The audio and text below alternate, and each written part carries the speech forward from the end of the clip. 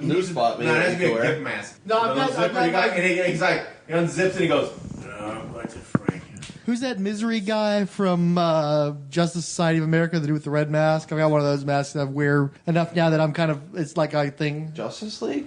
Or Justice Society? There's like a Eddie Misery or Johnny Misery or some shit like that. Dude, like he takes off his mask and like, I guess you see Cthulhu or some shit, you know? You'd be like that dude from Doom Patrol and just wrap your head in bandages. Too much work. Just your mouth and be like a little slip for your eyes. Too much work. This is Frank talking to you through the bed. Like those lazy criminals, those pictures where those two dudes fucking just duct tape their faces. That would hurt. They're fucking white guys. Only white trash would think of that. So I had a theory, since Frank reads so much material for just little nuggets of knowledge, and he doesn't use that knowledge. It's just stored away in the Frank bank for later use. I was like, well, how can we challenge Frank? Because he likes franking people so much. So I started playing a game called What If, where I just throw these weird ideas at him and then see, just watch him. It's like watching Limitless, where his brain's just ticking away. We needed another name besides What If, though. That one's kind of taken. Really? Fuck him, I own it. Like, what if? They only have a copyright on it. But How about fuck? What if? What the fuck if? What the fuck? Someone already guessed that. That's Mark Maron. Oh, really? Yeah, he has literally a very well-known podcast. Get the Frank out of here. What the Frank? What the Frank? No, There you go. no. What the Frank? What the No. Frank? That's perfect. I'm not trying to merchandise, no. Next thing you know, you see T-shirts. Frank yourself. Go Frank yourself. I'm gonna make a T-shirt that says that. So what I do is usually I just throw just a stupid question. This is the shit you would hear at a comic book shop type the questioning. And so this one, because he's such a Wonder Woman fan. Oh, boy.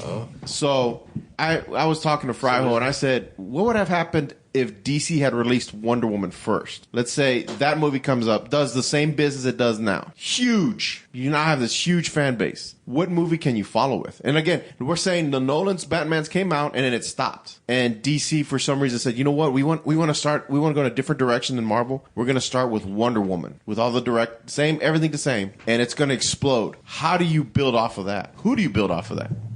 See, I actually think that I'll just take that preamble and I'll stick that on the other one we recorded, because I don't know that I have much to go with on this one. Really? Like, I mean, obviously, I'll think about it for a sec. That's why I tried to tell you earlier, and you're like, I like when it's French. Yeah, well, no, I like the challenge of it, but it takes me a minute to kind of work it out, because that means you don't have the Dawn of Justice backlash. Mm-hmm. You don't have any of the Batman versus Superman backlash. Yeah, well, you don't have Man of Steel either. Nope. So you're not starting from a place where you're doing all that 9/11 You literally imagery. have the Iron Man movie. Yeah. Because again, I got the idea because Iron Man was, again, a third-tier character. He wasn't well-known. He was not like, you didn't hear him like, Captain America or Wolverine. You would hear Iron Man, but it was always in the background. Even though he had his own books and he was very popular, but he wasn't mega popular like Cap and them. So Wonder Woman, not a huge character, but you take her, you start her out just like they did Iron Man. Yeah. And you've got a chronological advantage there too, because since she's starting off in the 19-teens, before the other characters, yeah. You could actually kind of use other characters to fill out your universe. So of course the natural thought is, well, maybe you instead of building to the Justice League, you maybe try to figure out something to do with the JSAers, not necessarily the full team, but like,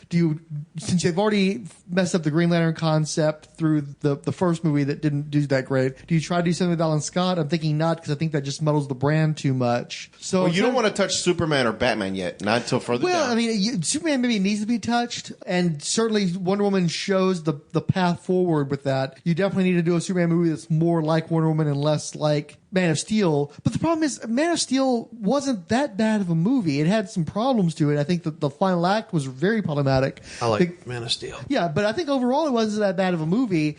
I almost think that you maybe get a better reaction to Man of Steel because you get the contrast. You can go dark with Superman since you went so light with Wonder Woman instead of having the universe being seeped in that darkness. But would you maybe try to go with other characters? That's what I'm trying to think Batman and Superman have already come out. They've already made their movies. Yeah. You're done with the Nolans. You start Wonder Woman. it's huge. Boom. You now have this solid base for DC to build off of. It's almost now does DC go, well, hey, we took a character that wasn't granted she's part of the Trinity, but not like as well known as Batman or Superman. And do we build off of that? Do we go with second tier, third tier characters, or see? Again, it's tricky. It almost works better. Wonder Woman being the salvation kind of works better than being the one you lead off with. Really? Because you've already messed up, two times before Wonder Woman comes out with the bad Superman, the poorly received Superman movie, and even more poorly received Superman Batman movie. So she can come in there, and you've already kind of lowered the expectations to some degree. Where when you start off with Wonder Woman, if Wonder Woman is your Iron Man, you need to have an Incredible Hulk after that. And so it's almost like you're asking me, who do I throw under the bus? And of course, my natural inclination is where you're going to throw like Batman or Superman under the bus because they can handle it better. You don't go like another character. Yeah, because once you've got those highs of Iron Man, you've got nowhere to go but down initially, and that's what they end up doing. Is you go from Iron Man to Incredible Hulk, and the Incredible Hulk's like, well, that didn't do so hot, and then you give the next guy a chance to kind of build up. So it's more difficult when you start with Wonder Woman because does that mean you go with a full-on happy-go-lucky line, which frankly DC's better with? So you almost go the same route they're going now, where it's like, okay, if happy, family-friendly Wonder Woman goes well, I think the next thing you do is Captain Marvel, Shazam, but you make him a black dude so that you get that audience as well. You give us basically a black Superman but that's more family-friendly and more fantasy-oriented, talking cats and Mr. Mind and the whole thing, and gear DC more toward that younger audience. So not dissimilar from conversation we've had in the past about how Marvel's in the middle. So your smart route for DC, you don't try to fight for more space in the middle. You go to the extremes. You go really young and you go really old. So if Wonder Woman's a big hit and that's a general audience movie, that's a movie that's family friendly, you need another one like that, Captain Marvel. But then you also need to go something really dark on the other end of things. You need to come up with a really messed up character that you can do like heavy stuff with. And it's tricky because they Solomon Grundy. Well, more of a villain though. But I see where you're going with that. But I'm thinking like properties. Like where's a property that's, I guess Sandman would be, but they've been trying to crack that nut for a while and they still haven't. So what do you do that's more mature, that you can do darker stuff with? It's Doom obviously Patrol? geared toward adults. Because they've already done Watchmen. Doom Patrol? Suicide Squad? Suicide Squad, actually. Okay, so then, but you do Suicide Squad where you're targeting the adults. You don't go after the kids and try to do the Deadpool movie. You actually do a serious, dark, basically the movie the heirs seem to be working towards initially, and then that way you have your contrast. You've got the extreme brightness on one end of the spectrum, and you've got darker, more political too. I think that one of the problems with Suicide Squad, they're having them fight blue light in the sky again, where what they need to do is be going into, they need to be fighting ISIS, or they need to be fighting maybe some far right group in the. So you do something kind of like Winter Soldier. Yeah, you definitely do something make it like that's more sophisticated, more adult skewing, something that you don't intend to do as a merchandising movie, a movie that you're just building an audience base and showing that we're going to do heavier stuff and lighter stuff, and we're going to be more diverse than Marvel. So yeah, that's probably the way you go with that one. Give another kid-friendly movie like Shazam, but make it a black guy, because it still doesn't make sense to me that why do you need two white Superman dudes in your universe? You make it a black dude, or you can really make it any race. But I think it makes more sense, like the origin. Since Billy Batson is this guy who's an orphan, he's been abandoned by society. He's like run away from his foster home. No other family members to help him out. He's like making money off the streets. Yeah, you got to kind of lean into that aspect, because it's like you've got somebody who's basically fallen through the cracks, and that gives you a much easier way to. I think it's much easier to plug into Billy Batson than it is Clark Kent. Clark Kent isn't somebody that you really relate to anymore. No, but I see where you're going, and I can totally see that in like the Luke Cage from Netflix, the first half of that season. Yeah. I could see like that Billy Batson in that kind of like in Harlem or what. Yeah, you take a kid who, we'll go to the whole Black Lives Matter thing for a second there. This is a kid that's so devalued. This guy's like 8 years old and he's out on the streets and nobody's there for him. Nobody's snatching him up and taking him someplace better. They're just letting him survive because he's been cast off. His life doesn't matter as much as other people's. And all of a sudden he's given this godlike power and he's this force of good. But of course he's going to be doing stuff that just by virtue, it's the Obama effect. By virtue of him showing up and having all this power and being black, people are going to freak out over it. People are going to fucking protest him. And he's like the best guy. He's so sweet. He's so well intended. He's got the best motivations and everything else. And people are going to look for problems with this guy. So you could still do it family friendly, but you could actually actually do it political as well, where you're showing this is Superman. This is just a Superman in a different costume. And why is everybody pissed off at him? Why is everybody freaking out about him? And so you end up with this strong political subtext while still doing a family-friendly movie with fantasy elements. And again, I think you go broad. You don't necessarily have to have Mr. Talkie Tawny running around in a suit, but you definitely want to have a talking tiger in some capacity there and show one of the things that Superman doesn't handle well is fantasy. Superman is a character that's great with superhero stuff, and he's great with science fiction. But when you get into the other areas like horror and fantasy and that kind of shit, he just doesn't work well. He's too hard of a concept to hook into because he's too fantastic. So you need to have him surrounded by grounding elements like science fiction and reality. You can't have him surrounded by fantasy. But Captain Marvel is designed to be a fantasy character. He's supposed to be big and fun and not particularly realistic. So you end up with this cool satire because you're contrasting the very real problems we have today and the very real, stupid, ignorant, racist reaction that a character like a black Shazam would have. But he's a pure character, part of fantasy. And so you're contrasting that fantasy world with reality.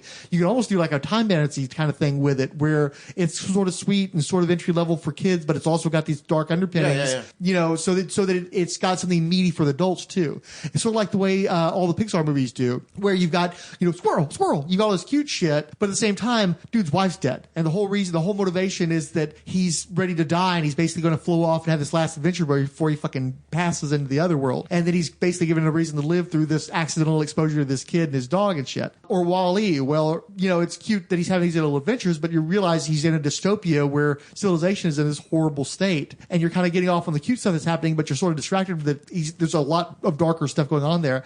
And that's something that's always worked well for Disney and with Pixar is you get them in with the cute shit, but you really reel everybody in and you get their hearts through the darker stuff, the subtext that you don't necessarily make too overt, but you play with it, and the people that are tuned to it will hear the undercurrent. So it's sort of like with Wonder Woman. Wonder Woman was probably too saccharine. And they definitely made it to where she had to be right about everything. I'm actually starting to come around to your theory that she was even right about killing Ares, and all of a sudden the Nazis or the proto-Nazis, the Prussians, whatever, and the allies or whatever, the proto-allies are hugging at the end of the movie. She may have been so right on everything that even she was right about Ares. As I've seen the movie more, it's like, yeah, I think you may be right about that. Which is maybe like too much, like trying too hard to make sure that the Wonder Woman audience is on your side. I think you do want to have a little bit of a contrast there. You want to be able to critique the character while also making sure that the audience stay on their side. And I think you could do that with Captain Marvel, particularly if you don't make him another white dude. I think my biggest problem with them making a Captain Marvel movie, because I don't know if you saw that picture of Zachariah Levi that's been floating around lately. It said he got a shot of him from behind. And when they said they were going to have him running around in the current costume, the dumb hoodie, I was like, oh God, he's going to be running around with crackling lightning and it's going to be stupid and overly dark and you're going to get a big muscle-bound Dr. Savannah. But when you actually see the dude in the costume, the hoodie's like pulled down. It's just kind of part of his cape. And he's in this really bright red suit with bright whites and yellows.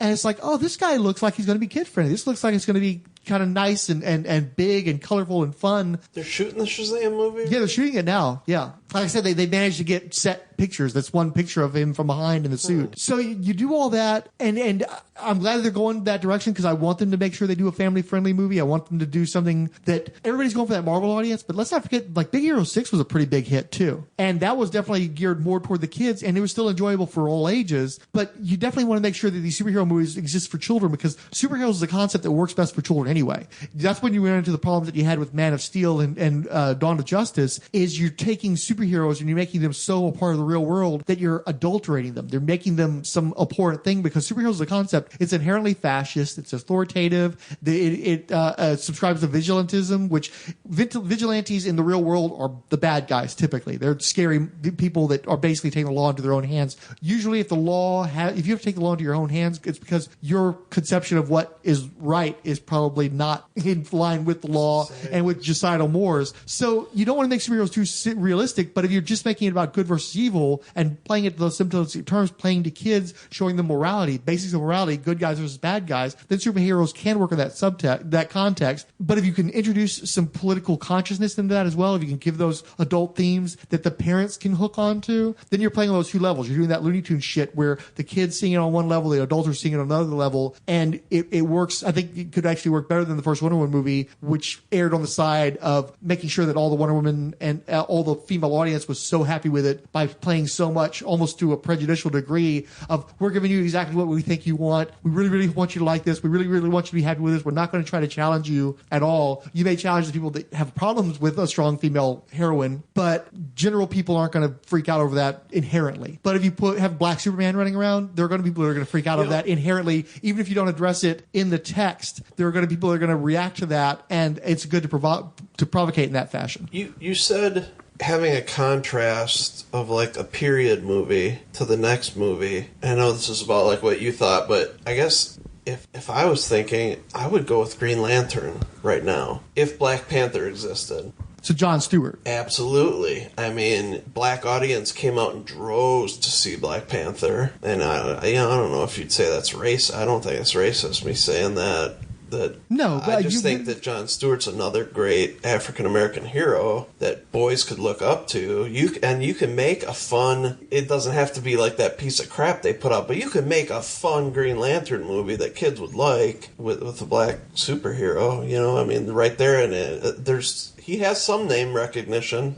Well, I mean, a lot of people were upset when they did the Ryan Reynolds movie because they grew up on Justice League and Green Lantern's a black dude. Yeah. So what's this, the white dude doing in this suit? The fan base for Green Lantern, outside of the comic book fans, largely exists through Justice League. Yeah. So you definitely want to lean into that. And again, you're going to have people that freak out over this black dude who have this ultimate power. And as much as I like Black Panther, and as great as Wakanda is as a kingdom, he's still on the lower end of the power spectrum. Green Lantern is one of the real badasses. Yeah. And you can do big, cosmic, cool stuff with that instead of having him fight like some internet nerd with a big head or Space Diarrhea. Okay, now we're keeping this. So do you think that they're really thinking about this right now? I bet you they are. The Green Lantern movie? They'd have to be. Yeah. They'd have to be. Hopefully, and you got Goyer, and Goyer did do the Blade movies, and that was another instance where they managed to take a black lead and make it work for diverse audiences in that same kind of action context. So you may even have the right guy to do it. As much as I'm not a fan of Goyer, and as much as I think that he's somebody who maybe doesn't have the imagination to really handle a concept like Green Lantern correctly. But one of the things that's also cool about Green Lantern is the core. Space policemen with their organization and defending all the different sectors and all that kind of stuff. And so he can kind of do that. They already try to do the first Green Lantern movie as like sort of Training Day with superheroes, but not as much because they never did the Sinestro reveal. Honestly, what I think would be kind of cool, what I've thought about for a while is given that the first Green Lantern movie didn't do that great, but they spent a lot of money on it and it did have a lot of visibility, kind of build off of that where, Hal Jordan went nuts and became Parallax and got blown up or died or something, and you like pick up from like a post-shook Green Lantern Corps where they're in a rebuilding phase, because you come back to it, it's like, oh yeah, Sinestro went nuts and Hal Jordan went nuts and Hal's dead and Sinestro's off to this other thing, and you've already set up that, oh, here's this pristine core, these knights of the spaceways, and then all of a sudden everything's broken and you need an architect to kind of rebuild it. It actually makes sense. Why would you get an architect? It would have nothing to do with race. It just happened to be that architect's black and the aliens don't give a crap about stupid things like what color your skin is.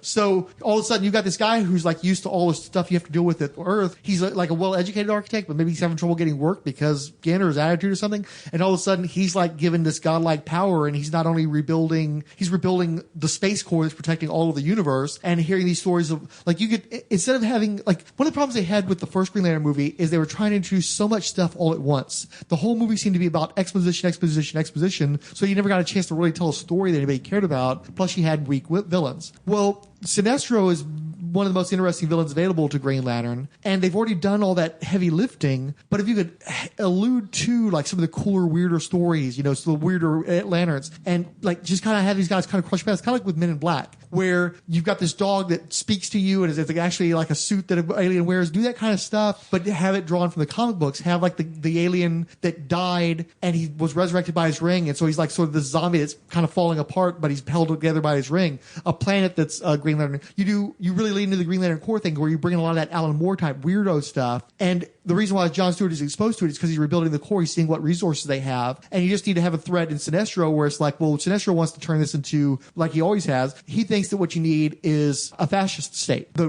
core's been dismantled. That there's always alien forces that are waiting to destroy everything. So what we need to do right now is show force, show strength. We need to clamp down, let everybody know that the Green Lanterns are, fear my power. That would give you the political deal to the discussion outside of the movie that would maybe draw some more. Just with the last couple of years, the Black Lives Matter deal. Well, let me ask you. So what time you got one hard ass cop who wants to rule through fear, and yet you got the other cop that wants to build instead of destroy. Right, exactly. So, but there's these, and you're going to have these conflicting forces, and that'd be a really great place to plant the seed. They already planted a seed for Sinestro in that first movie, but you need to actually manifest that because you never got to see evil Sinestro. He was just sort of like this guy who was just another lantern to a But let me large ask you a degree. question. But what time period does hold on, before we get to that, what you do with this is the conflict between Sinestro and how Jon Stewart manifests also in what happens if Sinestro peels off another core. What do you set up the start of the Sinestro core in the midst of that through that conflict? And it's like, well, we're on Jon Stewart's side. We think he was the right guy, the right pick. We're going in the right direction by the end of this movie. But Sinestro just peeled off a bunch of guys, and they're forming a fear core,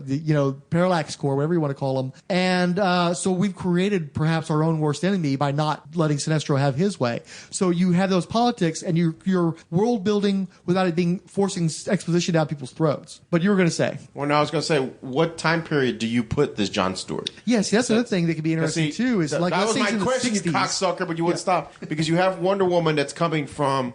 You made the whole 1800s. show to be about him and his idea. Then you motherfucker, you won't shut up. Well, no, but my question is, what time period do you put him, Jon Stewart? When does he get the ring? It would be really interesting to have him be like Nation of Islam, walking around with like Farrakhan glasses and shit, and giving him a Green Lantern ring. Do you give it to him during, like, let's say, slave Jon period Stewart time? X. Oh shit, that's too far back. No, the ring comes to the planet Earth. Well, no, part of my problem with that though is if you go back to slavery, then you might as well do an Icon movie. No.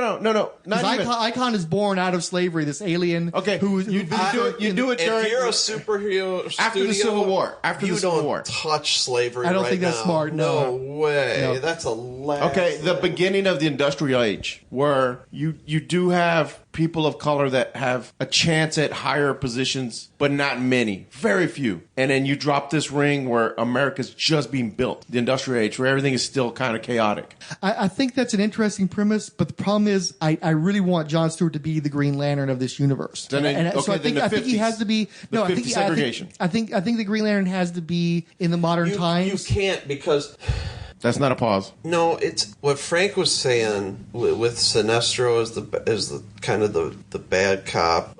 He's kind of like everything that's bad in the cop society today. And not just cops, but the hard right general. If you go into things like slavery and I'm not saying inequality and all that, you're going to kill a lot of the white audience. Yeah. And I don't. Well, no, I don't. But the thing is, most of the movie probably doesn't take place on Earth. He gets the ring. He's shuttled. He's on Oa, so he still has this mentality of what the planet Earth sees him as, and then he goes into a world where everyone's different. No one is the same. Everyone is equal. It's an interesting concept. And it's something where he has to deal with because he's not used to that. He's used to being treated differently, and here he's not treated differently. His reaction to them is weird out to them because they're like, "This is normal for us. Everyone is weird. Why are you acting so weird? Why are you so cagey?" No, I understand where you're going with that, but I truly think that you would. No, you don't have to. I mean, you could do. The thing is, I'm just telling you how most white people would see that because, and we've talked about this before, man. There's a group of those fucking right-wing assholes. They're like 10%. There's another group of just racist, crazy people. And then there's a lot of white people that don't associate with either of that. And yet, I think a lot of us feel we get lumped in with them. So, from a money standpoint, I would be afraid that you would alienate a big part of that audience. Man, I think right now, because you're forgetting the premise. With the division in our country between black and white right now, I just think, man, well, in the ideological division, it's like we don't have a center anymore. The premise is Wonder Woman came out. What do you follow? I get that, and but I was the one saying the premise. Well, you could continue to do period based stuff. So it's still kind of coming off. I'm of what sorry I for said. bringing the race thing in. No, I but I think that's a good idea actually, because the thing is, like you said, we're very polarized. There isn't so much of a center right now. There's a far right and there's a far left, and then everybody in the middle is kind of tired of hearing about it, I think, to a large degree. And so I think if you couch a movie in terms of we're going to be the race movie, people are like, I'm so sick of hearing about race right now. And it's not that they're necessarily racist, they may be not the most sensitive to racial concerns, but they just may be tired. There's so many people that they're just trying to live their lives. They're trying to earn their paychecks. They're trying to keep their kids fed and clothed and in school and all this other kind of stuff. They don't have time for all that weighty shit. They go to the movies because they're trying to escape stuff, not because they want it shoved in their faces. So I think you're absolutely right. If you're going to spend hundreds of millions of dollars on showing power constructs with a ring, then you can hint at that stuff, but you shouldn't make it too overt. And the fact that the conflict would be between a black man and a red man kind of helps to separate that a little bit. You know, it's not quite so in your face. It's just it's more of a conflict of ideas rather than a racial issue, especially because you're dealing with aliens. So I like your idea about let's deal with what it means to be a person, a disempowered person in another time period. I love your idea. But not with Jon Stewart. Okay. I think you mentioned it. Why don't you do it? I even like his idea, though. I like his idea about showing... Not the slavery. I think that's a bad. And it's icon anyway. But the inequality, and I think the way you explained it is an awesome concept. I really like it, man. I think it'd be a great comic book. I don't know if it would.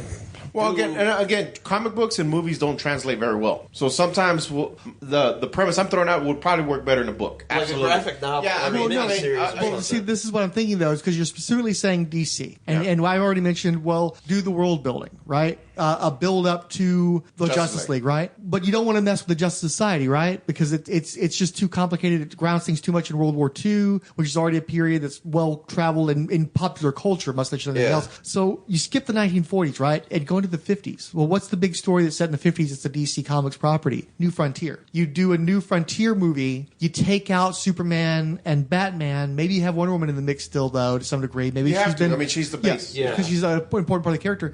And then you take all these properties, like they did with New Frontier, that were around in the 50s that aren't going to catch fire. I don't think you have a Challengers of the Unknown movie on the horizon. I don't think you have a Losers movie on the horizon. So you use those characters and you use them up, kind of. You can have them get killed off in the big battle with, what was the creature called? The alien island? The source? What was it called? Krakatoa. Whatever. That's X-Men, yeah.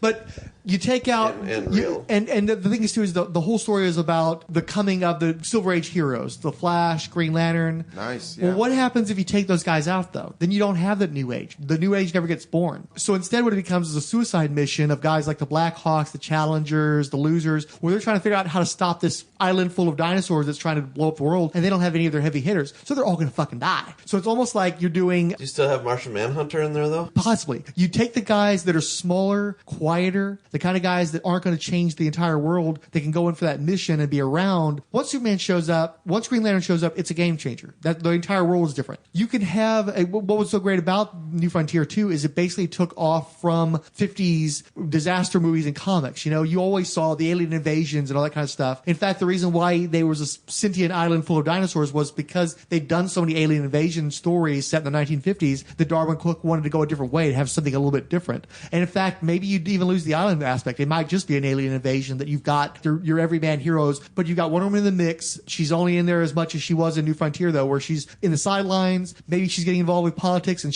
that's causing problems, and that's maybe one of the reasons why you don't hear as much about Wonder Woman, where she's a blip that pops up every now and again without becoming huge in yet. But she's still obviously ingrained in the culture. She's a big deal. People know who Wonder Woman is, but she's not creating a new age of heroes necessarily, because we don't want to be stuck telling stories set in the 1940s and shit. Yeah. We don't want to do the Justice Society, in part because you're creating competing concepts. If you have Alan Scott and Jay Garrick running around, there are going to be people who want them and don't want to deal with Barry Allen and Hal Jordan, or Jon Stewart in the case of the discussion we were having before. So you don't want to bring the JSA onto the table. You could just say that, okay, the heroes of World War II were Blackhawks and Sergeant Rock and all these guys, and now it's the 1950s and the World War is over with. Wonder Woman helped with that, but now she's off trying to free Vietnamese women who are dealing with their more localized conflicts and trying to build up women and that kind of stuff in a world that's still very much not interested in the kind of empowerment Wonder Woman's trying to offer. So she's embattled because she's trying to change a world that doesn't want to change. So she's doing it in these small ways in all these different locations, but it's decentralized. So you got all these other like everyman heroes, not everyman heroes, actually they're spectacular. They're their peak of humanity, and they're all going to get wiped out trying to fight off alien invaders or Dinosaur Island or whatever because there aren't any superheroes. So you even see, well, no, I actually would want to see Starro down the line. So you basically, do, I should remember the name of the fucking Rogue One. You're doing Rogue One with superheroes, and you're giving a chance to see, kind of do the world building, and you could set up, well, maybe a Green Lantern shows up, maybe like an Abin Sur, or maybe a predecessor of Abin Sur shows up, and he dies too. And that's how the ring is left on Earth. Yeah. Do they do that as like a flashback like they did in Wonder Woman then? Yeah, the whole movie is like a flashback to this thing that happened in the 50s, but you plant some seeds like the story you're talking about, what's it like to be a black superhero in a world that hates you, that's already there. It's the John Henry story. The guy who's running around with the hood and the sledgehammer and stuff. So you can tell that story. You can maybe even pull up a few guys that were like kind of also-rans that weren't big. Like maybe you have an earlier generation of Vixen that dies on the island as well. But you basically show, well, why didn't we have superheroes before the modern age of heroes? Because they didn't have a Superman. They didn't have like these big guns, and so they died in catastrophic events like this thing that happens in the 50s. So you're still doing the world building. You could explain how we have all the super science. You could explain, well, maybe Star Labs gets developed as a response to things like, Krakatoa or whatever the hell that island was called. Dinosaur Island is what I'm going to call it from now on. Whatever it's called. It's Dinosaur Island. No, seriously, in the comics it was originally Dinosaur Island. They gave it a different name for New Frontier. But yeah, you could plant the seeds like you have a Green Lantern who dies. I'm trying to think of some other stuff that's like you could have some guys that like Martian Manhunter who are going to be low key. Maybe he gets severely battle damaged. Maybe there's a lot of hostility towards him, and you can play some of the racist angle with that as well. And you show why these guys don't show up until the modern era, because the world wasn't ready for them, and because the threats were bigger than they were able to handle. Until you had somebody like a Superman around to help bring on a new age of heroism, where you could actually have heroes develop into the Justice League. You got to explain why, if you've already set Wonder Woman up in the 19-teens. So she's distracted. She's facing a hostile world that's against her. She's fighting an ideological battle more than actually being able to fight an individual the way she did with Ares and company. And you've got all these other heroes that are basically having a suicide mission because they don't have one powerhouse to save them, and you build up the world around them. You have young Perry White watching this happen, and you see why he would be open to having a Superman show up wanting to promote this guy, because he's waited his whole life to see another hero like the guy who died on Dinosaur Island that he idolized as a child. Shit like that. Okay. I could see that. Yeah. And, again, I'm sure there's some... By the way, I thought you said you had nothing when we started this. I know. Oh, this is going to be hard. This is going to be a short one. I did it first. I just got it found an angle. I'm telling you, dude, all that Frank Banks just starts coming up, dude. People have I've said it before. It's Frank Bank. Those of you that remember Fryhole. Hey, that was one of the best Marvel superheroes episodes. I'm pretty sure they remember Odin Force. You're one of the smartest guys I know, without question. And it doesn't matter that it's stuff you don't... it's just amazing to me, the amount of knowledge. I tell you, that's why I came up with this, dude, because we'll sit here and he'll be like, we'll go out shopping, and he's like, oh, I gotta buy this Wizard magazine, because there's like a 2-page article about some bullshit book, and then he ends up, I'll watch him because he's bored, and he'll start reading the whole book, and I'm like, what does he do with all this fucking knowledge? Like, well, that's how long have we known each other? Like 10 years? Something like that. It's been a while. I mean, and back in the day, we got together, usually Fix's birthday, or things when like we that, went to the beach house and stuff. You were like that then, dude. I was like... So that's what I'm saying. That's a compliment. I know it's a compliment, but I'm shy. Smart. That's why I've known this dude for 20 years, dude. And that's why I thought this would be the perfect soapbox for him, because he loves getting all political. It's weird when he does in our other conversations, because me and Mac are like, but this one, it's all him. So I like coming up like he came up with the Green Lantern stuff, though. But you go with but you build off of everything. And right now, dude, you literally just gave DC 3-4 picture deal that would have actually built their world. Not only that, it went in a complete different opposite direction than Marvel, and it probably could have been more successful. See, and that's where I say, dude, there are people, and you're one of them. When you say, I could do this better, and yet you have no qualifications, but the fact is you probably could do it better. There's just so many mistakes. Yeah, Frank is turning that red you wouldn't now. have overlooked. I'm shy. So What up, dude? I would watch a movie. Dude, that movie I would read a comic. you Anything you had to literally do just with, did what Marvel did with building their world. Remember, I told you DC did it wrong. They're going backwards. They're going from we got the super team, now let's do their individual stories. Who gives a shit? That's backwards. You did what I told you. I gave you your Iron Man, and you built off of that. The front, I've never seen that animated, or I've never read that book, but that sounds like a cool idea. Where it's almost not even a Suicide Squad, but you have these characters die off, and that Well, will you explain to me literally why set up the Wonder Woman Suicide Squad. Because I told you I hated that Wonder Woman was like, I've seen war, and then she just looked down instead of her little smirk, and I'm like, you saw World War One, kind of like you were like in it for like 15 minutes, like you didn't see war. But if she has all her friends killed on an island, that because she couldn't be there because she was trying to hold off this other thing, like I could see that holding her down. So when she comes across Superman and them, she's seen shit. Like, but it's because when Superman, the thing always bothers me when she meets Superman and Batman and all them, I assume Wonder Woman's seen some shit, dude. She got that 1,000-yard stare, like she's been in a war zone where Superman and Batman, a war on crime, okay, and Superman is kind of ridiculously powerful, so he doesn't really ever get challenged, except someone threw a shiny green rock at me and I feel tired now. But Wonder Woman always seemed like, that's why I told you that's what I had a problem with the movie, is she never had that 1,000-yard stare in the movie. She was this happy-go-lucky, I can do it. well, but that's the beginning of her career. Her first but mission, that just so. annoyed me because I wanted the Wonder Woman that's 1,000-yard stare. Like, I've seen shit. I know how this plays out. Like, and I know things are going to go bad. Because even in Justice League, she never came off as, she was just like, I'm worried. I was going to bring that up. Just what you're saying now with Justice League, you would think after her seeing, I mean, because even though in Wonder Woman, like you said, she saw 15 minutes of war or whatever, you're inferring, though, that she saw people get gassed and I mean, saw just more than just one trench warfare, avoiding war, and that goes with her original, she's a ambassador trying to avoid war kind of at all costs, and yet in Justice League she was like, let's go Aquaman,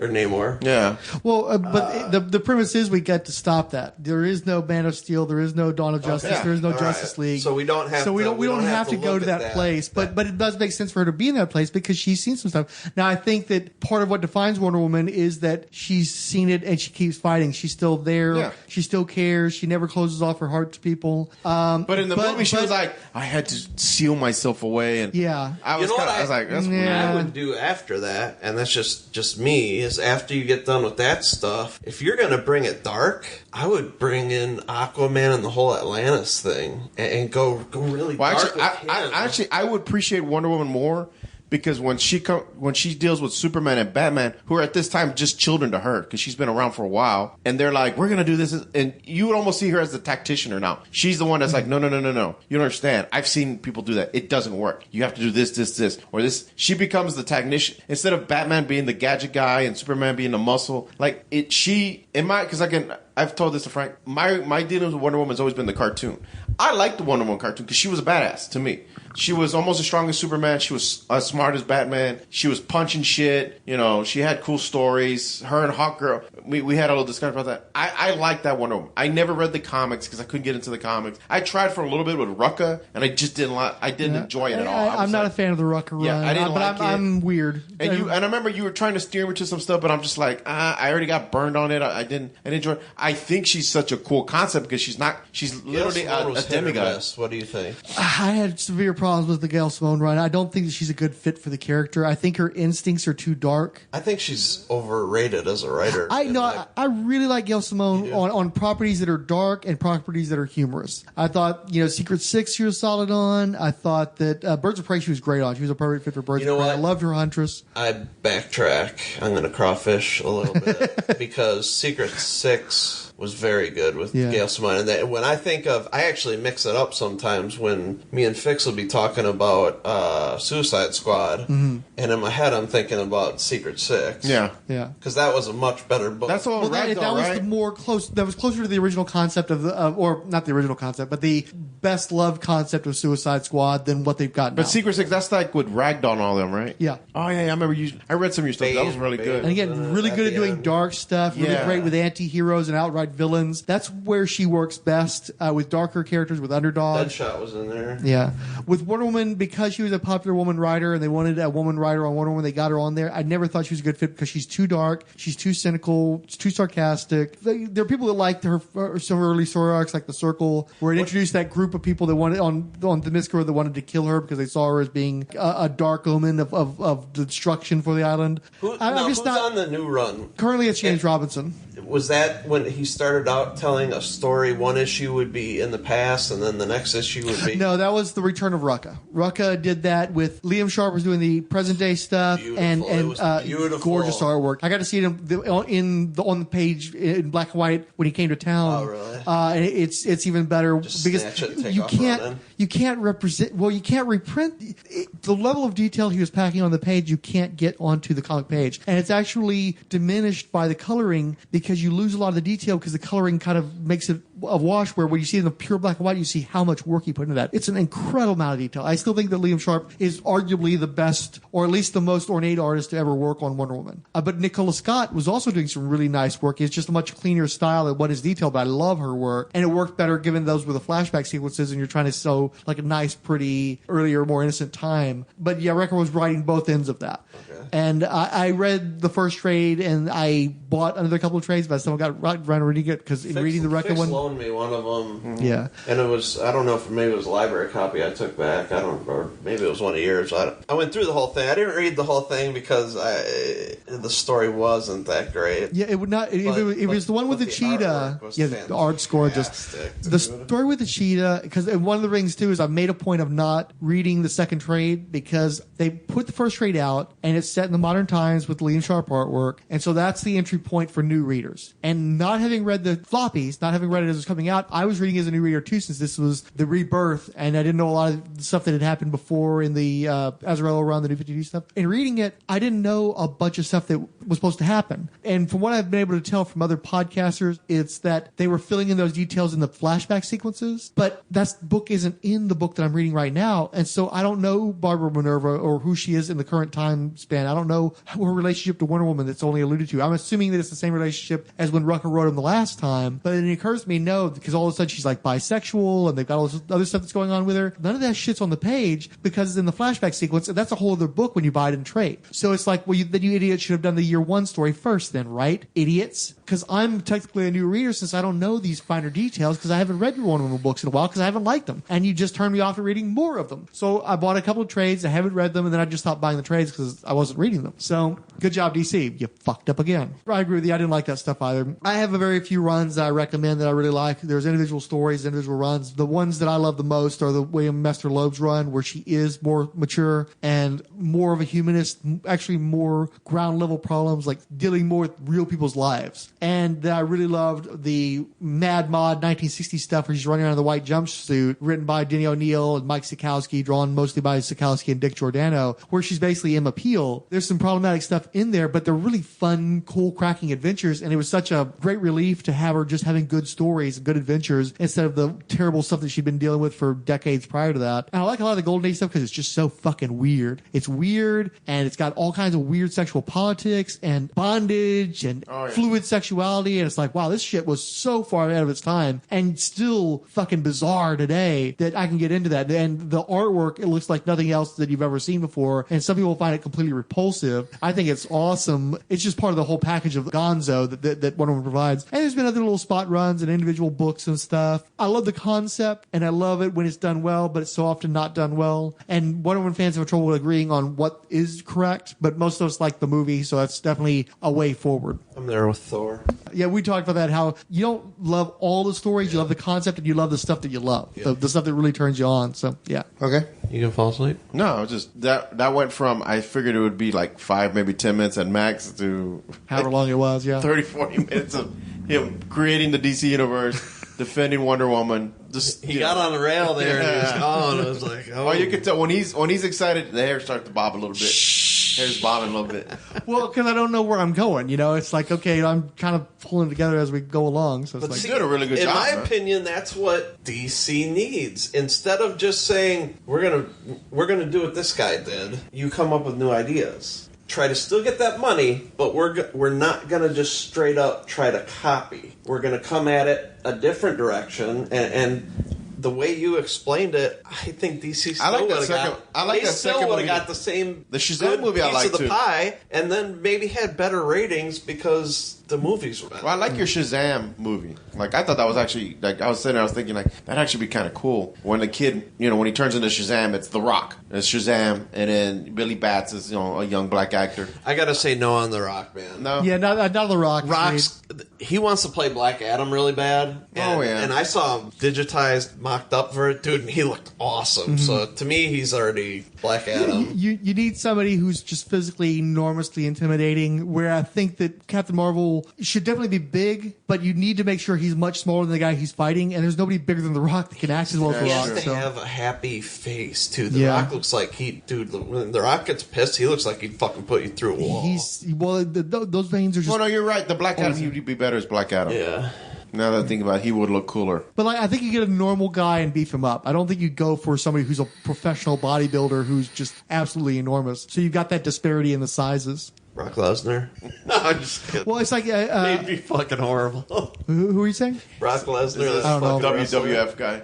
Well, it's funny because you mentioned that guy. I was just thinking about how they just came out with another kickboxer movie, and they have like their kickboxer fighting the mountain Don't watch it. Okay, the size disparity is pronounced, and that's when you've got somebody like the Mountain to fight. You're in a Dave good place. Bautista was in that. Yeah. Kickboxer: The Return. George St. Pierre was in it. Dave Bautista. Horrible. I was bummed. Sorry. Jean-Claude Van Damme was in it, and he has not aged well.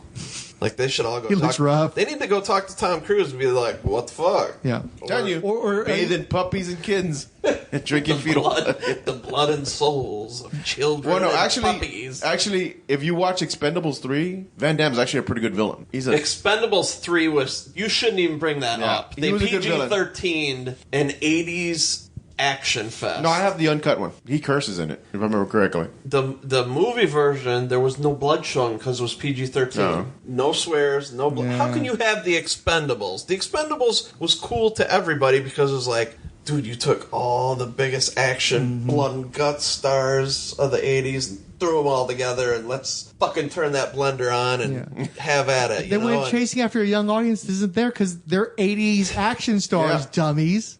And then the third one, they kiddied it down, and it was like... Well, they tried to shouldn't have had a third one in first place, but second of all... If they're Expendables, they should have ran out by now. Right. Yeah, no one's fucking died. None of them. Yeah.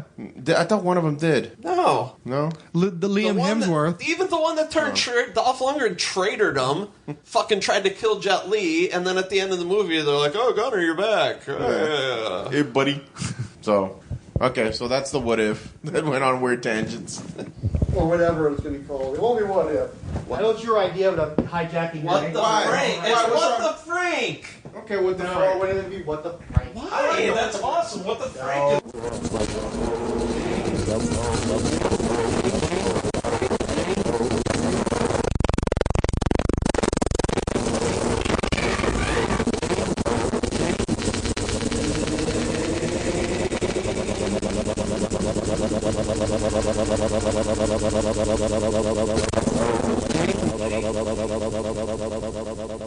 Mr. Fixit has come up with his what if ideas where he puts out a hypothetical, a thought experiment, usually geek related, and we kind of riff on it from there. And the one that he did, I think both times this has happened, you have not been present for this, so you've not been able to take part in this. Correct. So the one that he came up with last time, that will be at the front of this recording, it's me and Fryhole and Joe, and he asked what would have happened if the DCEU had started with Wonder Woman. And they were very complimentary of what I came up with. I thought that I just sputtered and I didn't think I'd acquitted myself very well at all. But just as a little addendum to that, I was thinking, well, who would direct these movies if the movies did come out? And it's tricky because when you think in the terms, even as recently as 2013, which is when Man of Steel came out, the world of directing and the world's approach to these superhero movies was really, really different. And a lot of these people that would have been an option or an option today or would have been an option then would not have been available to do any of this superhero type shit. They're already doing their own stuff. So some names I came up with, if the Green Lantern Corps movie were to have come out, I was thinking maybe Tarsem Sin. Do you remember that fella? I do not. He did The Cell and he did Immortals. He's very much a visual stylist in the mode of a Zack Snyder. I tend to like his stuff. Well, I don't know if I like his stuff more, but I thought the Cell in particular was fantastic. And so somebody who could bring some great, strong visuals to the aliens and their interactions and stuff. So I thought that might be kind of cool. I was thinking for Shazam, you just need a decent kid-friendly director who could do fantasy type stuff. So maybe Chris Columbus, or maybe he's one of those guys who did one of those Narnia movies. Did you ever come up with anything based on what I was telling you?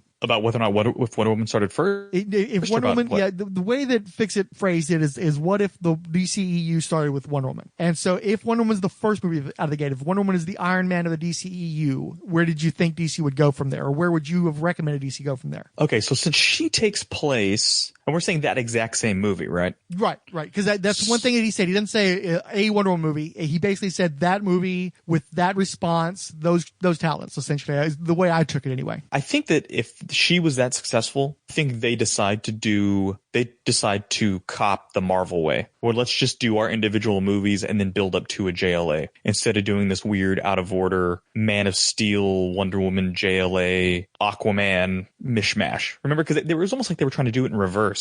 Yeah, where they brought everybody together first and then dispersed them to their individual movies. Do you know what I mean? Mm-hmm. So I think if she was that successful on her own first, they would just copy the Marvel way. So next, I don't know what order they would come out in. Definitely been to the benefit to have her be first. Obviously, I mean, that's the most obvious thing I can say about it. But having her be first would get the whole universe off to a better start. Well, and I mean, you already get the kudos for doing the woman-centric movie. So you're already starting off with something aside from the straight white male, but also a movie that actually had good buzz to it as opposed to the muted response Man of Steel got. Exactly. Yeah, I think that's and again, I think it changes the whole tone of all the future movies too, right? Maybe it doesn't, but I mean, I would assume that it would. Well, maybe they course correct faster if nothing else. Right. Yeah, right. They can fuck up with one movie and be instantly like, oh shit, let's go back to Wonder Woman. Like we have the template to go back and copy. Let's copy that. As opposed to doubling down like Batman Superman did, where it's just unbelievably dark and just like a sad fucking story. Well, one thing I was talking to Bakita about too is she hadn't worked out the timeline, and I explained, okay, Man of Steel came out in 2013, so they were already doing pre-production on Superman, Batman, because that movie came out just 2 years later, and then Justice League came out another 2 years later. So basically, you had a 2-year turnaround on every single one of these movies. So there was just this production machine already in place. So it was hard to do anything besides make those movies, because it's not like you made one and waited. Like with Marvel, you did Iron Man, Incredible Hulk. You took the entirety of 2009 off. And then Thor didn't come out until late in 2010. So you had this big gap to gauge, well, what was and wasn't working, where that just was not the case with the DC movies. Yeah, that's right. I think people forget how much earlier that Iron Man and Hulk, because those two movies came out so close to one another. It wasn't evenly spaced. Like it's on a schedule now, but those two both were like quick hits. And then it was like, oh, okay, this is going to work. All right. So let's slow build into Thor or whatever. So interesting. Yeah. So, but no ideas of what they could have done differently or what would have happened differently if Wonder Woman come out first? Yeah, I mean,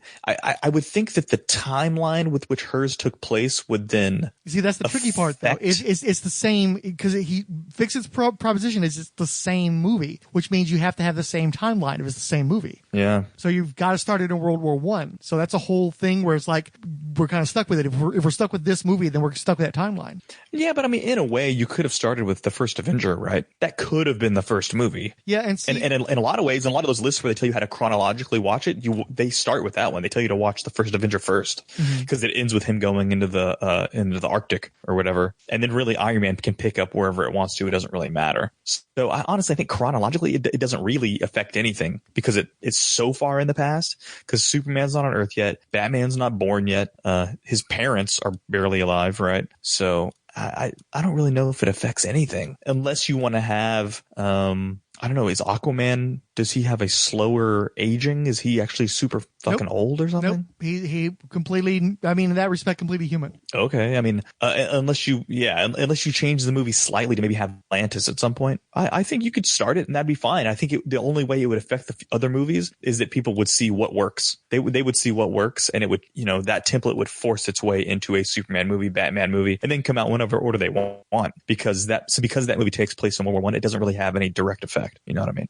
See, I didn't do this consciously, but in listening to the audio for the edit, I realized that I basically decided to do the DC universe in chronological order because I was going from Wonder Woman in World War I to the 1950s with the New Frontier. And I was thinking about that. It was like, I don't know if that necessarily works or that's just my particular interest because I love the history. It's something we've talked about with the Marvel movies is I just love it when they show that these guys have been around for decades and how they impact on history. And so I was thinking about it. What's weird with and I spent a bunch of time on this too, is I was trying to, because I didn't like what I came up with the guys, I'm like, well, okay, so what would you do? And I started thinking, well, you had all those projects that failed in the early 2000s, like the Tim Burton Superman movie. You had like George Miller's Justice League Mortal that didn't come along. You had J.J. Abrams' Flyby. All these movies that you could maybe have drawn from for that time period that could have come out more contemporaneous to the Wonder Woman movie. And the more I thought about it, the more I realized that, hey, none of those projects would have done any better than what came out. Because like if Wolfgang Petersen's Superman vs. Batman had come out, that would have been at least as, if not more terrible. I mean, at one point there was a script where Superman dies in Lois Lane's arms, his spirit impregnates her, and she gives birth to a Superman that fast grows.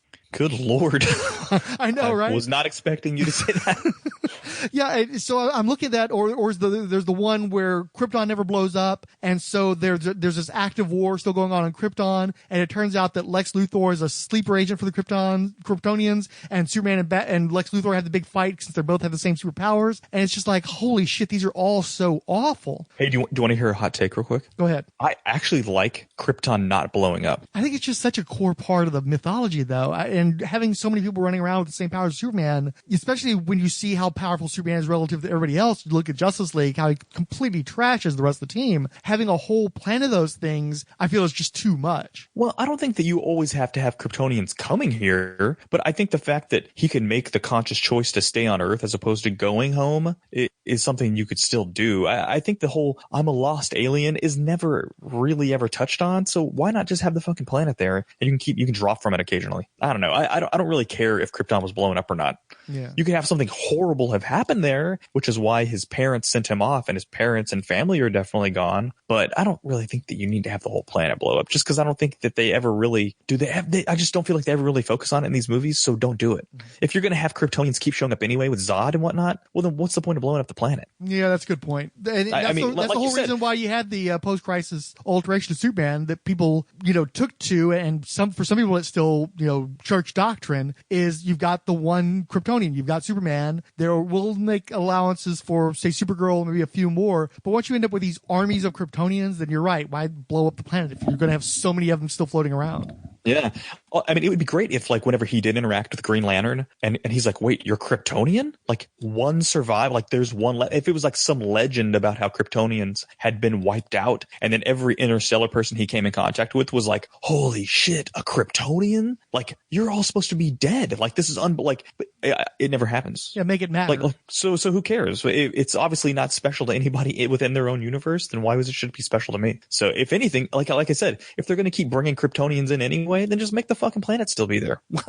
but it's no longer his home because the Kryptonian, any Kryptonian he knew was gone, so he makes Earth his home. I think that's the same thing, except it's not as cheeseball when you keep making there be more Kryptonians all over the place. Yeah, anyway, I just prefer. That's my hot take. I like how they did it in Superman 2, where you've got 3 other ones at most, 4 other ones if you count Supergirl, and then that's it. But you got to cap it off at some point, otherwise there's just too damn many of them. Because they didn't kill off all the Kryptonians at the end of Man of Steel, right? So these guys, there's a bunch of these guys still out there, like, I don't know, in a cell or something. What do you do with an army of Kryptonians lying around? Yeah, I think it's kind of a universe breaker. Could be.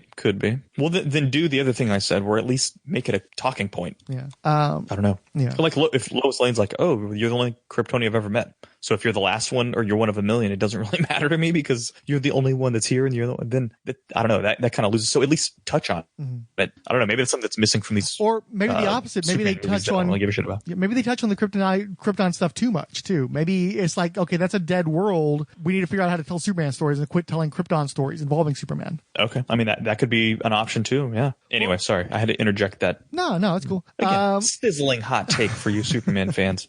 The more I thought about it, the more I came to a really weird conclusion that kind of goes against the current assumptions. I don't think you have a DCEU without Zack Snyder. I can't think of it because he so formed what the DCEU is going to be, and especially if part of the premise is that Wonder Woman exists. And the truth is, Wonder Woman doesn't exist without Zack Snyder. It's not a good movie without Patty Jenkins, but he's the one who cast Gal Gadot.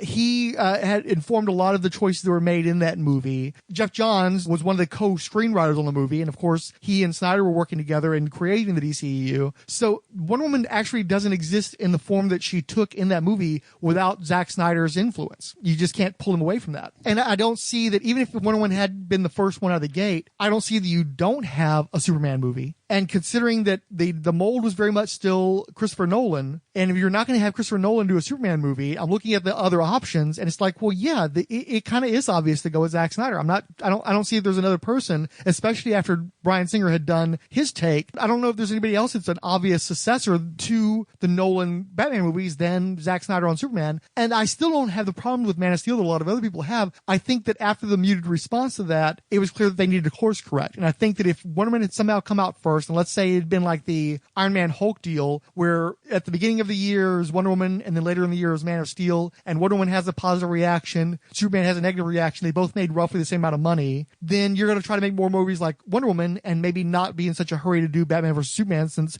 that take didn't work out. But I think you still have Zack Snyder around, and I think you have him do something, but it seems to me more likely we'll have him do a Batman movie, since that's where his inclinations fit better. He wasn't a great fit for Superman, so just have him go do a Batman movie. Or the idea that I'd had was, if you're doing the New Frontier, and in retrospect I thought, well, why don't you do sort of like, if Wonder Woman's around in World War I, and she's present and she's left the Amazons, unless she just goes back to the island, which I don't think makes sense, because how are you going to keep them down on the farm once they've seen Gay Paris, is okay, if Wonder Woman is a force in this world beginning in 1919, that at some point she's going to have to interact with World War II. And I don't see how you can have it where World War II happens as long as there's a Wonder Woman, because I think literally Wonder Woman would go to Germany and chop off Adolf Hitler's head if it came between that and concentration camps. So you automatically are creating a parallel universe. The DCEU, if Wonder Woman's a part of it, can't play out the same way our world did. So if you're trying to figure out how you take Wonder Woman off the board for a while, well, the obvious thing is she puts together a quasi-Justice Society of America to go after Germany proactively, probably in the late 30s, probably ends in the death of Adolf Hitler, and because she's responsible for the death of a world leader, she becomes a pariah because nobody else wants to have their heads lopped off based on their policies. And so she basically has to go into hiding or work in smaller areas, more secluded areas, because the world's probably hunting her as essentially a war criminal. Whoa, that's a lot to take in, dude. And so again, if let's say she goes into World War II, let's say she goes into Germany with a lot of the lesser heroes like a Robot Man or Hour Man or somebody like that, these guys that just are never going to play in their own movies anyway, then you can play out the 1950 story where these guys have basically been left to their own devices because Wonder Woman's on the run. And so as you're deconstructing them, or as they're dealing with these crises that they're not equipped for because they're not powerful enough to, you also explains why Wonder Woman would show up to create a Justice League later on if these guys end up becoming cannon fodder for alien invaders or the Center or whatever else is going to wipe these guys out Rogue One style. I do agree with you that it is weird that she was so active in Justice League that she just like lost faith in man, and that's why she went underground, right? Isn't that what she said? Which, yeah, in the movie, the actual solo movie kind of counters that, so it doesn't even... the timeline doesn't even work within the context of the few movies that have come out. It's pretty obvious that it's Ares. Ares is the reason men were bad. So maybe it's when World War II pops up and Ares has nothing to do with it. That's when she's all like, I fucking give up. I mean, maybe that's what it is, but I do feel like they insinuated pretty heavily in Justice League that something happened to cause her to disappear, and none of that was addressed in... But see, that's the interesting thing, though, is if you're stuck with Wonder Woman, and I still feel like you're stuck with Man of Steel too, but you're not necessarily stuck with Dawn of Justice. I don't think that in this timeline Dawn of Justice happens. So we're not actually stuck with her walking away from man's world, because... Oh, for sure. So you can toss that out entirely. But I do think you have to figure out reason why the Justice League doesn't form in the 1960s or something. Yeah, but that right. You have to explain it away. But I really don't think you should do a movie for every international conflict. No. But I think World War II you can't ignore, though. I think World War II is a big enough one that you can't ignore that one. I think you can gloss over Korea and Vietnam and all these other ones, but I think you have to address World War II, but you don't want to do it for a whole movie because then you're doing the first Avenger. Right, and that's what I'm saying. You have to make sure you're careful not to put yourself in the first Avenger, where she's taken out of commission. Yeah, and I actually think that might be the Zack Snyder movie, because he already did something similar to that with Watchmen, so he'd be doing a variation on that, but taking place within the DCEU. That might be more suited to him. In fact, it could have been the movie ends, and it's Wonder Woman going to Superman, who is also taking a hit because he killed Zod, and the world's kind of like, we don't, you contributed to the destruction of Metropolis. We're not sure we're comfortable with you. Maybe you need to go away. And it might be her coming to him and saying, you can't go away because I went away and look what happened. We've got to stay together and we've got to actually build on this to make a better world. And that could be the impetus for the Justice League. Yeah, I could see that. So back to your Zack Snyder point, I get that because he cast Gal Gadot, that he needs to be involved somewhere. But I think if we're doing this kind of what if, I don't think you need Zack Snyder for any of this. I think if Jon Favreau can essentially invent the Marvel Cinematic Universe, there's nothing that tells me that somebody else couldn't have done this over at DC. And it probably would have been better, I'd say 7 out of 10 times. But the question is who? I have no idea, but I don't even think it matters. I think honestly the answer is anybody but Zack Snyder, honestly. But I know that's exactly opposite of what you just said, right. But I really think that almost somebody who doesn't, because he was obviously so wrapped up in the darker sides of the DC universe. I think if anybody else, now it's true that anybody else who maybe wasn't as familiar with DC Comics, and they would say, well, what am I supposed to read? And they would say Dark Knight Returns, and they would read that, and maybe they would take the wrong take too. I don't know, but I feel like anybody, you can give it to anybody, and they could probably construct something better than that we've got. Well, and I think that's the main thing is you've got to stop. If you're going back through time and you're trying to kill Sarah Connor or John Connor or whatever, I think that the one you have to target is Dawn of Justice. I know that Man of Steel has its problems, but I think that Man of Steel happens regardless because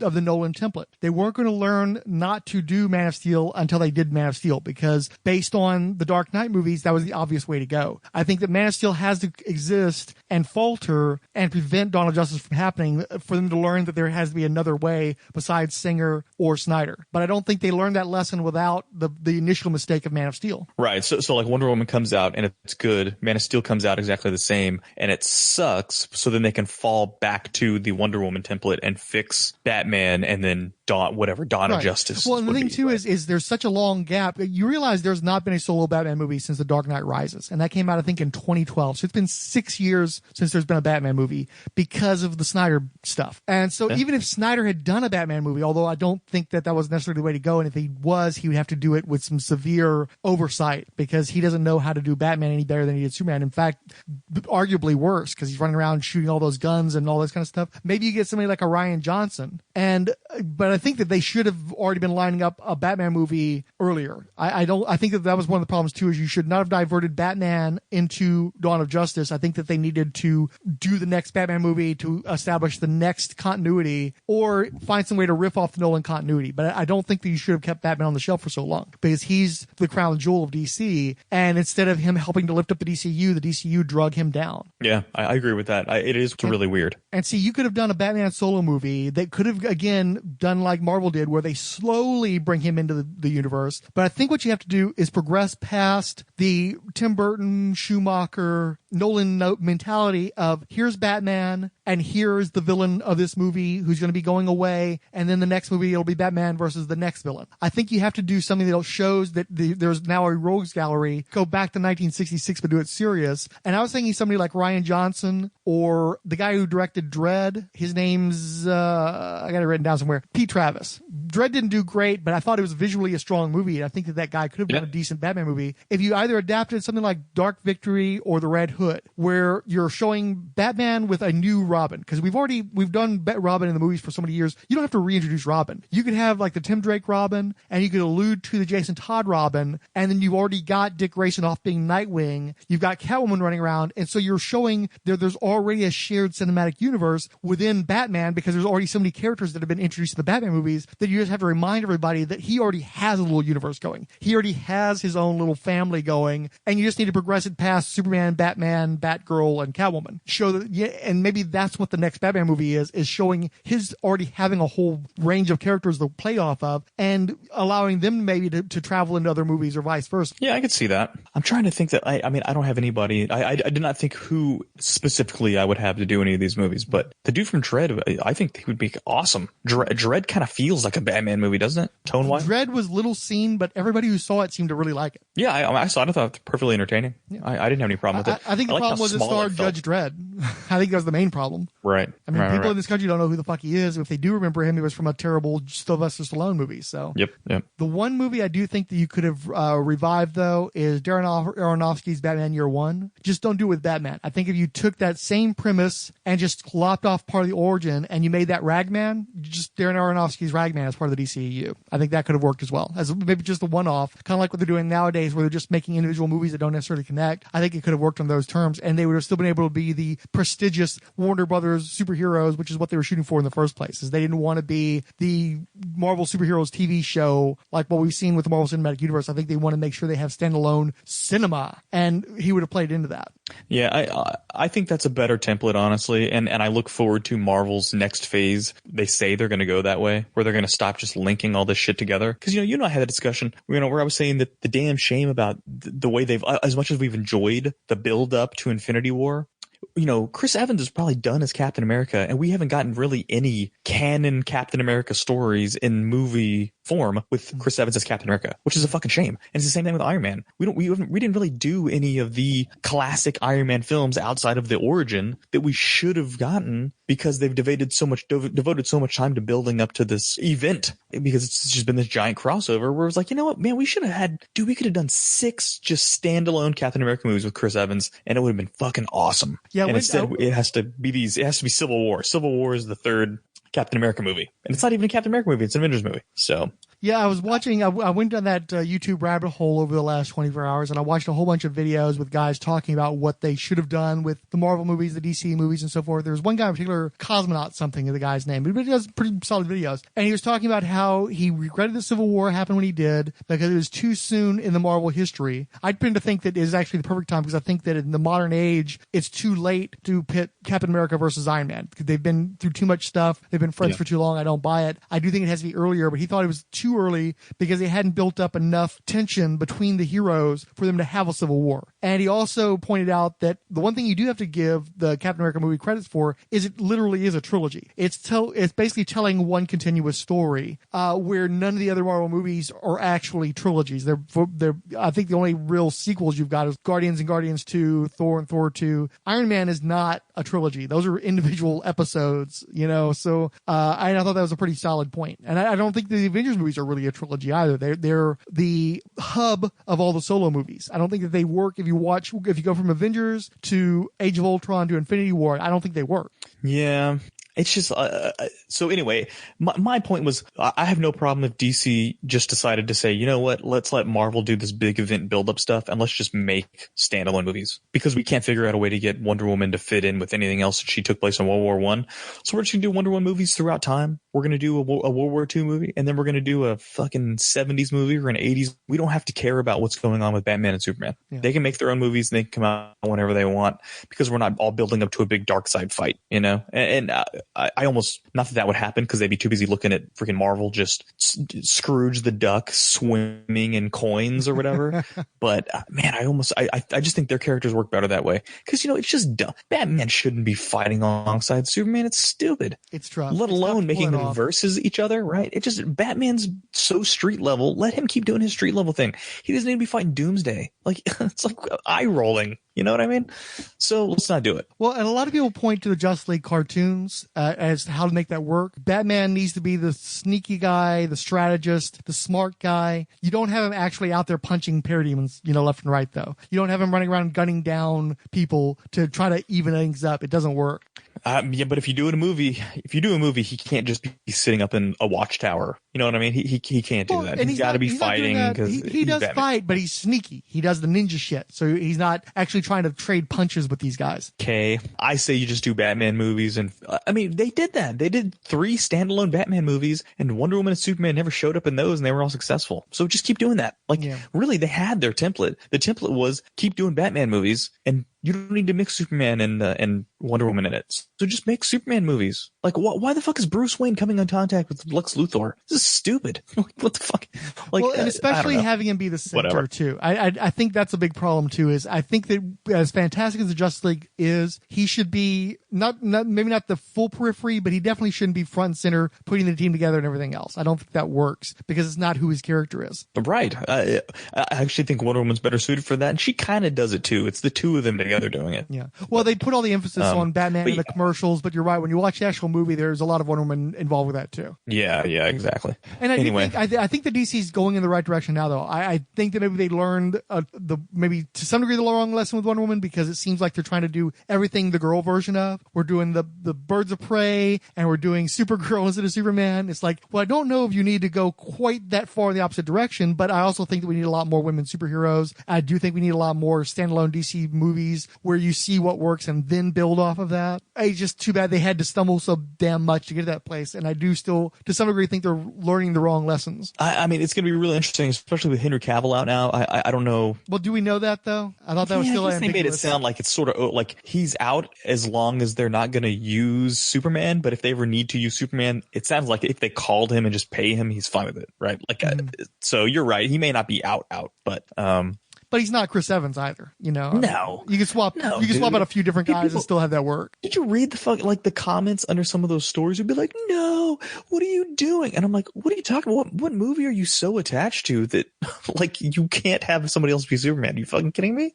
Like, it's not. This is not like Robert Downey Jr. leaving Iron Man. Like, chill out. Like, I would argue that probably Gal Gadot's the only one. I think Gal Gadot's probably the only one that's irreplaceable at the moment. Although it's funny, absolutely, yeah. She's the only one where it's like you're having a hard time imagining somebody else in that role because you're such a tall order to begin with. No pun intended, given how tall she is. But yeah, I think she's the only irreplaceable one. Everybody else, nobody is made. Maybe Momoa. If Aquaman hits, then maybe Momoa, because finding a physical presence like him would be difficult. But we haven't seen that. No. Yet. They would just not have Aquaman in these movies again. Yeah. Well, but again, the question is whether or not Aquaman works. If Aquaman works, it makes a difference. If Aquaman is just another reaction, then yeah, it doesn't matter then. No, that's what I'm saying. But it's not like with Superman, you have to recast Superman. With Aquaman, if he bombs, you just don't have more movies. Right. You don't have to worry about replacing Aquaman. He just doesn't exist. You just say, okay, let's plug whoever we were going to have to do the Aquaman role and say stupid shit, and we'll just have Green Lantern take that role now. We're recasting Green Lantern. Just like we'll just plug in another character. You know what I mean? Yeah, true. Yeah, again, because he's got a movie coming out, I'm hopeful that he can make that kind of mark, but it hasn't happened yet. So again, you've only got that one cast member that would really have people renting their garments. Yeah, I agree, dude. It's so weird to me. Like when I see, there's a tattoo artist who's like amazing. His name is not coming to me, but he does like photorealistic tattoos, and like he posted somebody who got what's his fucking name? Who's Superman? Good Lord, Henry Cavill. Henry Cavill. It was a Henry Cavill Superman tattooed on this guy's leg, and I'm like, really? Like you're gonna get the actor? It's the actor. Mm-hmm. Like if it's photorealistic, you're getting the actor's face tattooed and like some of his shoulders, because you can tell that because of the hair, you can tell he's supposed to be Superman. But really, like the whole actor, like it just seems so weird to me, because I'm sorry, Henry Cavill is not, and I guess to some people maybe he is, because he's the only Superman they've really ever known. But like nobody is blown away. He just looks like him. Like, no offense to Henry Cavill, you just look like the way Superman's supposed to look, because you're jacked. You're a jacked white guy, right? But he always has the constipation face, though. Is what I've never felt like he's embodied Superman the way a Christopher Reeve would have embodied him. And I think a lot of the people that like Cavill like the potential of Cavill more than what's actually on the screen. Right. And I honestly, I feel like people know him more from DVD art or promo shots. But like, if you actually remember, like, I asked them, like, what was your favorite movie moment? They're like, what? Like, oh yeah, I guess he's been in like 3 of these movies now or whatever. But you wouldn't even like really, like, what's the defining Henry Cavill Superman moment? I don't know. Those people in that courtroom die. Like, I don't know what the defining Henry Cavill you know what I mean? Whereas there's like a million you can think of Chris Evans as Captain America. Mm-hmm. Like when Chris Evans came on the screen and gave you chills, or you know what I mean? Like it happens all the time where I'm like, Henry Cavill moment. What? Like what are you talking about? Like it's preposterous to even say that. In other words, recast the fucking dude. Like don't freak out about it. He's not Superman. Chill out. I don't know. It's just bizarre. I'm used to seeing his face in the costume, and that's really all it is. But whatever. I'm not trying to beat up on Henry Cavill. He seems like a very nice young man, but I didn't get some of the outrage around him allegedly leaving the franchise. For me, it should be the same way with if they said Ben Affleck's not being Batman anymore. People would be like, okay, who cares? Yeah. I think it should be exactly the same for Henry Cavill because they have the exact same number of milestone moments playing the character. My opinion, but whatever. All right, man, you want to read mail now or what? Facebook likes Derek William Crabb, Keith G. Baker, and Debache. Twitter, the 108th Sage, Ali Bats, Anime Freaks, Ange, Comic Books. That's instead of the I though, it's a 1. And one word, Comics in the Golden Age, Daniel French, The Hammer Strikes, HOCOF. What is History of Comics on HOCOF? Film. It's a Derek William What's that? Crabb, History of Comics on Film. History of Comics on Film. It's Plastic Man, Jeffrey Brown, Joe Crawford, Keith G. Baker, Massonin, The Massonin, Max Romero, Myrna Loy, Odell, Abner, Dracula, Professor Frenzy, Resurrections, and Adam Warlock and Thanos podcast, Secret Wars and Beyond podcast, Talk, Wonder Woman Warrior for Peace podcast, Zach Sally, Tim Price,